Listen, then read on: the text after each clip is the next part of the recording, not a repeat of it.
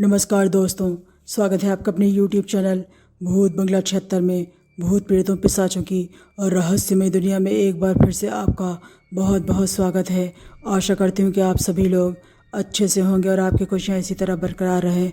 दोस्तों, अस्वस्थ होने के कारण मैं पिछली कहानी का भाग 2 समय पर नहीं डाल पाई। इस बात का मुझे बहुत खेद है। तो एक बार फिर से डरने के लिए और डर की आहट को नज़दीक से महसूस करने के लिए हमारे चैनल को जल्दी से सब्सक्राइब कर दें। अगर आप मेरे चैनल पर नए हैं तो नीचे की तरफ लाल रंग से सब्सक्राइब लिखा होगा, उसको टच करें और उसके बगल में एक घंटी की आकृति दिखेगी, उसे प्रेस करना ना भूलें, जिससे आप हमारे चैनल के सदस्य बन जाएंगे और हमारी कहानी के आने वाले नए वीडियोस आपको बराबर मिलते रहेंगे।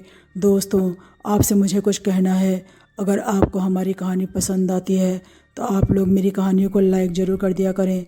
दोस्तों, परिचितों और अपने रिश्तेदारों के साथ ज़्यादा से ज़्यादा शेयर ज़रूर कर दिया करें, क्योंकि इन कहानियों को तैयार करने में मुझे काफ़ी मेहनत पड़ती है।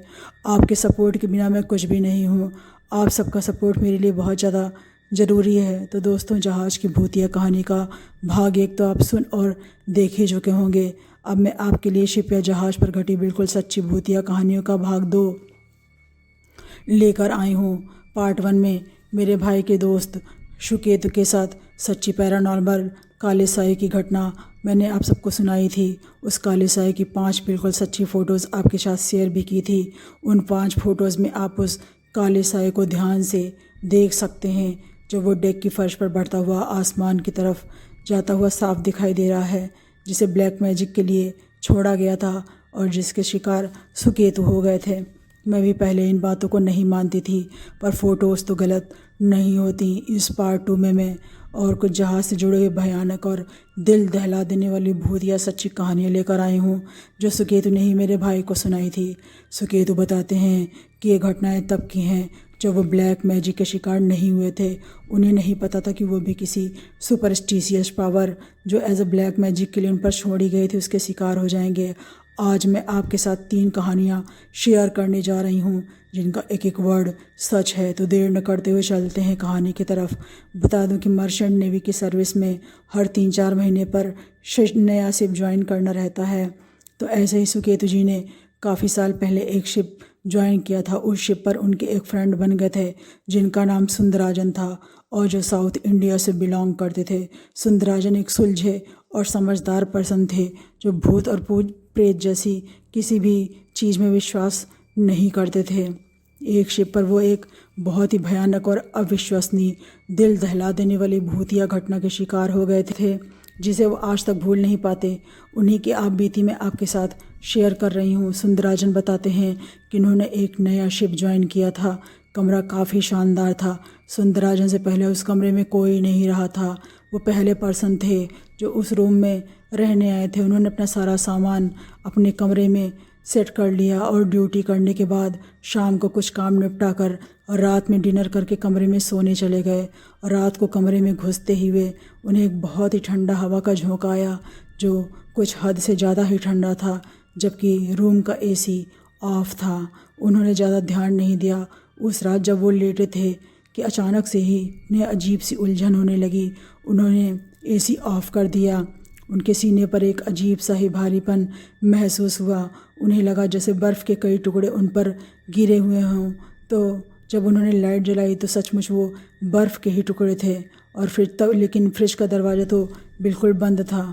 उन्हें कुछ अजीब सा लगा, जो केवल वो ही समझ सकते थे। जैसे तैसे करवट बदल करके उन्होंने रात गुजारी। दोपहर को वो काम में व्यस्त हो गए। जब शाम गहराने लगी तो अपने कमरे में गए तो देखते हैं कि कमरे का सारा सामान अस्त व्यस्त था और कबर्ड तो लॉक थी। वो समझ ही नहीं पा रहे थे कि कबर्ड और मेन डोर लॉक थे तो सामान कैसे तितर बितर हो गए। और कमरा कुछ ज़्यादा ही ठंडा महसूस हो रहा था। रूल्स के मुताबिक वो कमरा वो लॉक करके ही गए थे। वो रूम में सोते हुए उन्हें एक अजीब सी उलझन महसूस होती, जो वो ठीक से समझ नहीं पाते थे। लेकिन एक रात उनके साथ कुछ ऐसा घटा जो अपनी पूरी ज़िंदगी नहीं भूल पाएंगे। एक रात जब सुंदराजन की नींद अचानक करीब रात के 1 बजे खुलती है तो किसी अदृश्य ताकत या छाया ने उनकी चद्दर को नीचे की तरफ तेजी से खींचा और उनका बायां पांव पकड़कर उन्हें बिस्तर से उठा करके रूम के मेन डोर की तरफ हवा में उछाल दिया। रूम के दरवाजे में कुछ नुकीला था जिससे कोहनी से लेकर के पीछे की साइड की कलाई के आसपास तक का पूरा हाथ गहरा कट गया था और उसे खून तेजी से रिसने लगा। जैसे ही वो कुछ संभल पाते उस अदृश्य रहस्यमयी ताकत ने उन्हें फिर हवा में उछाल दिया। इस बार उनका सर एल्मीरा से टकराया और उनका सिर जो है वो उससे भी तेज़ी से खून रिसने लगा। वो फर्श पर घिसट कर द मेन डोर की तरफ पहुंचने की कोशिश करने लगे तो फिर दोबारा उसी रहस्यमयी साया ने उनके पैरों को पकड़कर पीछे की तरफ घसीटते हुए ले गया। वो कुछ समझ पाते कि रूम की चेयर अचानक से हिलने लगती है और एक हवा या धुएं जैसे आदमी की आकृति उस चेयर पर दिखाई देती है, जैसे वो बहुत ज़्यादा गुस्से में हो। उनके हिसाब से यकीनन वो एक बहुत ही भयानक या डरावना प्रेत था। अचानक से फ्रिज अपने आप खुलने बंद होने लगता है और बर्फ़ के कई सारे टुकड़े एक एक करके फर्श पर गिरने लगते हैं। यह सब देखकर सुंदराजन वहीं बेहोश हो जाते हैं और जब सुबह वो रूम से नहीं निकलते तो दरवाज़ा खोला जाता है तो सब ऑफिसर्स दंग रह जाते हैं। सुंदराजन के सिर से काफ़ी खून रिसकर फर्श पर जमा हो गया था। सब लोग हक्के बक्के थे कि सुंदराजन को ये क्या हो गया। सुंदराजन को तुरंत उठा करके फर्स्ट एड के लिए ले जाया जाता है। जब दोपहर वो होश में आते हैं तब तो सुंदराजन रात की सारी बात सबको बताते हैं कि उनका ये हाल एक प्रेत ने कर दिया है। सब लोग सकते में थे कि ऐसा कैसे हो सकता है, रूम में घोस्ट कैसे हो सकता है। सारे सिर पर हड़कंप मच जाता है। सब बोलते हैं कि शिप में तो किसी की डेथ भी नहीं हुई है, ऐसा कैसे हो सकता है, ये शिप तो शायद न्यू मेड है, तुम जो है तुरंत रूम खाली कर दो। और उनको दूसरा रूम दिया जाता है। उसके बाद शिप पर एक दूसरे पोर्ट पर रुकता है और जहाँ से फादर बुलाए जाते हैं। फादर के साथ कुछ लोग भी आते हैं तो उन्हें उस रूम में काफ़ी निगेटिविटी फील होती है और फादर को अंदर गंदी बदबू भी भरी हुई महसूस होती है, जैसे कि किसी की लाश सड़ने से आती है। वो सब रूम का दिन में ऑब्जर्वेशन करते हैं तो देखते हैं कि फ्रिज के दरवाजे पर चाइनीज़ लैंग्वेज में कुछ लिखा था। इस पर फादर पूछते हैं कि ये फ्रिज पर क्या लिखा हुआ है चाइनीज़ लैंग्वेज में।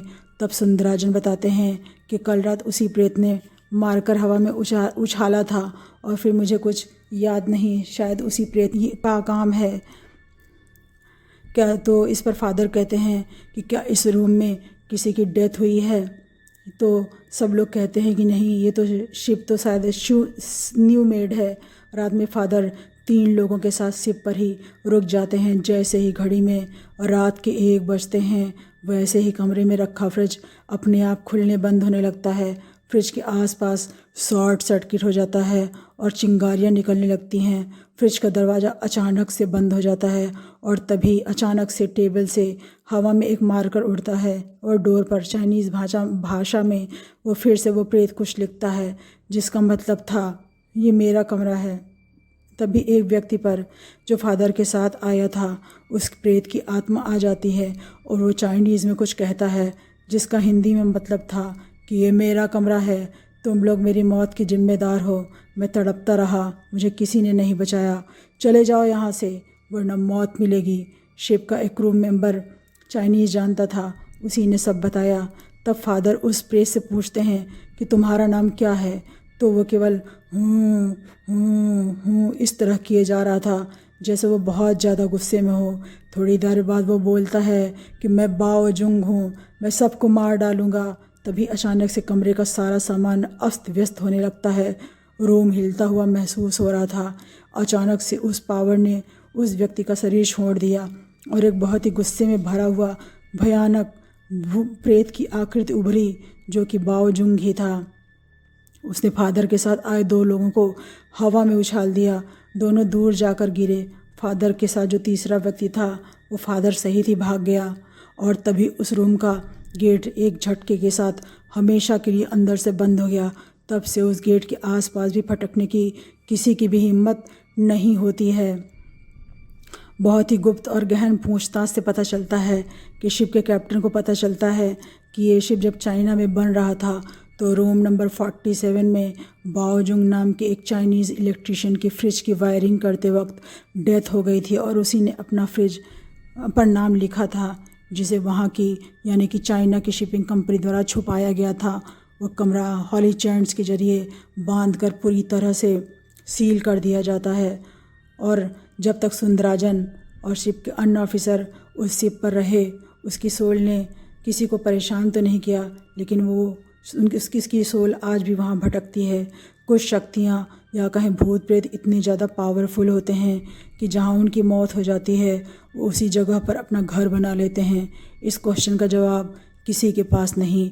जब भी वो बुरे दिन सुंदराजन को याद आते हैं तो वो डर जाते हैं और तब से वो इन शक्तियों में विश्वास करने लगे। उनकी कोहनी और पिछली कलाई पर कटे का निशान आज भी मौजूद है। मर्चेंट नेवी में शिपिंग के लंबे एक्सपीरियंस के दौरान सुकेतु के एक और फ्रेंड नवीन कुमार ने भी उन्हें कुछ 2 बिल्कुल सच्ची भूतिया कहानियाँ सुनाई थी। ये घटना काफ़ी फेमस हुई थी। नवीन बताते हैं कि एक अजीत जोसेफ नाम का एक कैप्टन था जो कि केरला से बिलोंग करता था। ये काफ़ी पुरानी बात है। शिप पर उन्हें एक रूम मिल जाता है।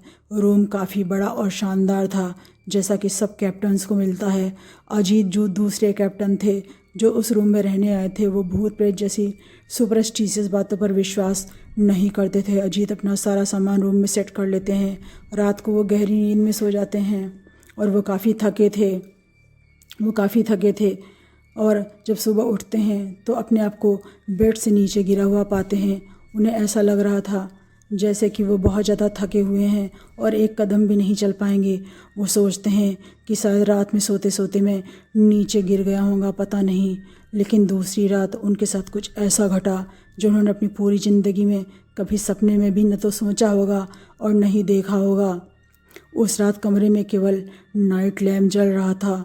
रात में नाइट लैम्प कब बुझ जाता है पता नहीं चलता। अचानक रात में हल्की फुसफुसाहट से अजीत की नींद खुल जाती है। चारों तरफ गुप्त अंधेरा था। उस गुप्त अंधेरे में उन्हें ऐसा लगा जैसे बेड से 2 हाथ निकले और वो निकले हाथ जैसी चीज़ ने उनको जकड़ना शुरू कर दिया और वो दोनों हाथ कैप्टन अजीत का गला तेज़ी से घोंटने लगे और उनका दम तेज़ी से घुटने लगा। छटपटा कर वो बेहोश हो गए और उन्होंने अपने आप को एक अलग ही दुनिया में पाया जहाँ से निकलने का कोई रास्ता उन्हें नहीं दिख रहा था। तभी हल्की रोशनी में उन्हें दिखाई देता है। वो उस हल्की रोशनी में देखते हैं कि एक मोटा काफ़ी ऊंचे कद का डरावना सा आदमी जो काफ़ी गुस्से में अजीत की तरफ बढ़ रहा था और डरावनी सी आवाज़ में कुछ कह रहा था, ए मेरे बिस्तर पर लेटने की तुम्हारी हिम्मत कैसे हुई? This is my bed, leave my bed. वो बेड जिस पर अजीत लेटे थे, अजीत को दिखने लगा उस बेड पर खून के काफ़ी धब्बे थे। उस बेड पर एक डरावना सा सड़े हुए चेहरे वाला आदमी जिसके बाएं गाल पर कटे का निशान था अजीत को लेटा हुआ दिखने लगा और 2 भयानक अजीब से दिखने वाले काले साए उस आदमी का गला दबाने लगे। थोड़ी देर बाद उस आदमी के मुंह और नाक से ढेर सारा खून निकलकर बिस्तर पर गिरा और वो डरावना सा आदमी मर गया। अजीत ये सब देखकर बहुत घबरा गए। उनके साथ ये क्या हो रहा है? अजीत एक अलग ही दुनिया में फंस चुके थे। वो भागे तो भागे कहाँ। थोड़ी देर बाद वो देखते हैं कि जो डरावना व्यक्ति मर चुका था वो दोनों काले साए तीनों जिन्होंने डरावने से दिखने वाले मोटे वाले आदमी को मारा था, वो तीनों ही अजीत को मारने के लिए बढ़ने लगे। उनको ऐसा लग रहा था जैसे उन तीनों ने अजीत की आत्मा को अपने वश में कर लिया हो। तभी उन तीनों ने अजीत को तेज़ी से घसीटकर उस बेड पर पटक दिया और पटकते ही अजीत की पीठ में मानो हजारों कीलें चुभ गई हों। ऐसा दर्द हुआ। फिर वो तीनों यानी कि वो डरावना मोटा आदमी और वो दोनों काले सहे अजीत का नाक को बंद करके उसका दम घोंटने लगे। अजीत छटपटाए और उन्हें अपने गले को उन तीनों से छुड़ाया और बहुत तेज चिल्लाए, ओ गॉड बचाओ, प्लीज़ हेल्प। उन्होंने अपनी पूरी ताकत से जैसे ही ये शब्द बोले अजीत होश में आ गए तो अजीत ने देखा कमरे का नाइट लैंप वैसे ही जल रहा था जैसे वो पहले था। कमरे में सब कुछ शांत था। घड़ी में सुबह के 3 बज रहे थे। उनको अपनी शर्ट के पिछले हिस्से में काफ़ी गीलापन महसूस हुआ तो उन्होंने अपनी शर्ट उतारी तो उनको पूरी शर्ट जब उन्होंने आईने में देखी तो उनकी पीठ पर बहुत सारी कीलों के घाव थे। जब वो बिस्तर पर बहुत सारी कीलों के घाव थे। जब वो बिस्तर की तरफ मुड़े तो बिस्तर पर खून की एक भी बूंद तक नहीं थी या उसके निशान तक नहीं थे। अजीत एक तरह से सदमे में थे। वो कोई सपना तो नहीं था, लेकिन जो कुछ उनके साथ घटा था वो सचमुच था, क्योंकि उनकी पीठ पर कीलों के निशान थे और शर्ट खून से सचमुच लाल थी। उन्होंने वो शर्ट बाद में सबको दिखाई। किसी को भी इस घटना पर विश्वास नहीं हो रहा था। बाद में उन्हें पता चलता है कि अजीत से पहले वहाँ एक क्लास मेडिसन नाम का एक डेनिश मूल का कैप्टन था, जिसकी उस बेड पर डेथ हो गई थी। उसकी मौत के बाद अजीत ही वो दूसरे व्यक्ति थे जो उस रूम में रहने आए थे। उसके बाद उस भूतिया बेड को शिप से हटवा दिया गया और उस रूम को हॉली या पवित्र मंत्रों के द्वारा बांध दिया गया। उस भटकती क्लास मेडिसन की सोल के लिए प्रार्थना भी की गई और उसकी सोल ने उस रूम को छोड़ दिया। फादर ने कहा, अब रूम प्योर हो चुका है, अब इसमें कोई भी रह सकता है। इसके बाद उस रूम में रुकने वाले किसी भी कैप्टन के साथ कुछ ऐसा डरावना नहीं घटा। अजीत जब भी उस भयानक रात में घटे भूतिया अनुभव को सोचते हैं तो सिहर जाते हैं और कहते हैं कि शायद मैं लकी था जो मुझे दूसरा जन्म मिला उस अंधेरे कमरे की अनजान दुनिया से। उन्होंने कभी नहीं सोचा था कि वो वहाँ से जिंदा वापस निकल पाएंगे। तो अब देर न करते हुए नवीन जी की दूसरी कहानी भी मैं आपको सुना रही हूँ। ये दूसरी कहानी भी बड़ी इंटरेस्टिंग भूतिया कहानी है। ये बात काफ़ी पुरानी है। इस कहानी में सतीश वेंकट नाम के एक सेकंड इंजीनियर शिप पर रहा करता था। सेकंड इंजीनियर को शिप का इंचार्ज या किंग ऑफ द शिप कहा जाता है, क्योंकि जहाज़ के निचले हिस्से में बहुत भारी भरकम मशीनरीज लगी होती हैं, जिनकी पूरी देखरेख सेकंड इंजीनियर ही करता है। सतीश एक दोपहर किसी काम से इंजन रूम में गए हुए थे। वो पूरे इंजन रूम में अकेले थे।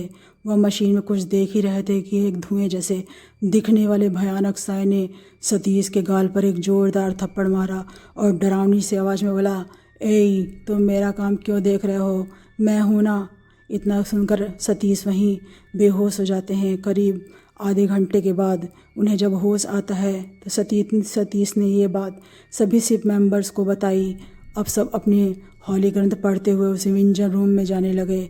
इंजन रूम खुद बहुत ही डरावना था। कहीं किसी मशीन की तेज़ आवाज़ तो कहीं घरघराहट, जिसमें किसी की भी आवाज़ दब कर रह जाए, चाहे वो मर ही क्यों न जाए। पर वो भूत जैसा साया किसी को भी नहीं दिखाई दिया। लेकिन एक रात उसकी धुएं जैसी या कहीं हवा जैसी बॉडी, जो कि मर्चेंट नेवी की ड्रेस और कैप में था, क्रू के कुछ लोगों को दिखा। फिर वो ऑफिसर मेस रूम की तरफ जाने लगा। जहाँ भी वो दिखता या चलता वहाँ पानी से उसके पैर के चलने के निशान भी दिखाई देते। शिप पर हड़कंप मच गया। सबने अंदाज़ा लगाया कि कहीं ये रिचल की सोल तो नहीं, क्योंकि कदकाठी उसी तरह की थी और उसका फेस क्लियर नहीं था। रिचल सतीश से पहले एज अ सेकंड इंजीनियर उस शिप पर रह चुका था और वो अक्सर या अधिकांश समय इंजन रूम में ही रहता था और मशीनरीज की देखरेख करता था। जिसने किन्हीं कारणों के चलते शिप से कूद करके आत्महत्या कर ली थी, क्योंकि जहाँ वो दिखता था वहाँ पानी ज़रूर मिलता था। उसे मरे अभी 2 ही महीने हुए थे। एक दिन शिप पर न्यू ईयर की पार्टी होती है। सब ने खूब मस्ती की, अच्छी डिशेस, केक खाए। लेकिन जब पार्टी ख़त्म हो गई तो रात 2:30 बजे के करीब जब सो रहे थे तभी सतीश के कमरे पर दस्तक हुई। सतीश ने सोचा, इतनी रात कौन है। उसने दरवाज़ा खोल दिया, लेकिन जैसे ही उसने दरवाज़ा खोला, एक धुएं जैसे यह भयानक साय ने उन्हें एक तेज़ तमाचा मारा और नींद में थे। जैसे ही सतीश ने ऊपर देखा, उस आकृति ने उनसे कहा, मेरा खाना कहाँ है, मैं रिचल, मेरा खाना लाओ। इतना सुनते ही सतीश इतनी डरावनी आवाज़ सुनते ही सतीश अपने कमरे के गेट को लॉक कर लिया और वह बहुत बुरी तरह डर गए। उसके बाद जब भी शिप पर क्रिसमस या न्यू ईयर की पार्टी होती है तो रिचल के नाम से सबसे पहले खाने की प्लेट अलग से रखी जाती है। अगर वो खाने की प्लेट ना रखी जाए तो रात को 2 से 2:30 बजे के बीच करीब वो ऑफिसर्स के कमरे के दरवाजे को तेज़ भड़बड़ाता है। और अगर नींद में भूल से किसी भी ऑफिसर्स ने दरवाज़ा खोल दिया तो उनके गाल पर तेज़ तेज़ थप्पड़ मारता है और कहता है, ए मेरा खाना कहाँ है, मेरा खाना दो, मुझे भूख लगी है। लेकिन वो थप्पड़ मारने के अलावा किसी का कुछ भी बिगाड़ता नहीं। बस एक तेज़ हवा के झोंके के साथ वो कहीं गायब हो जाता है और सामने वाले आदमी का पूरा कपड़ा समुंदर के पानी से भीग जाता है। अब वह शिप कहाँ है पता नहीं।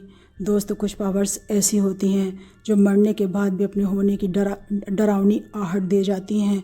कहीं वो आहट या दस्तक हमेशा के लिए सतीश के कमरे पर तो नहीं, क्योंकि उसकी जगह सतीश ने ले ली थी और वो अपने आप को सबसे बेस्ट मानता था।